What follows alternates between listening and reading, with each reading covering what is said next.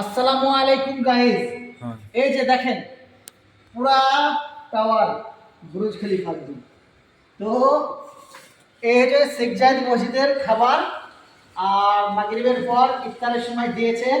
তো আমাদের সব রুম লোক, বাইরেকার সব আশেপাশের লোক কতটা খামার নিয়েছে দেখেন। এই যে এতগুলা মানুষ যদি এইখানটার মধ্যে নিয়ে আসে, এরকম হাজারো প্যাকেট এরকম খাবার প্রতিদিন বিলি করে এই রমজান মাসে।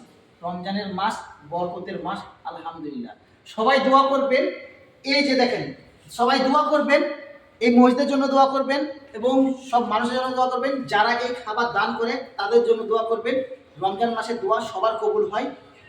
আল্লাহ তাদেরকে যেন নেক হায়াত দান করুক এবং তাদের মনের আশা পূরণ করুক যারা এই খাবারগুলো দিচ্ছে এবং যারা এই খাবারগুলো গ্রহণ করছে। গরিব মানুষ, আমরাও গরিব মানুষ, আমরা প্রবাসে আছি।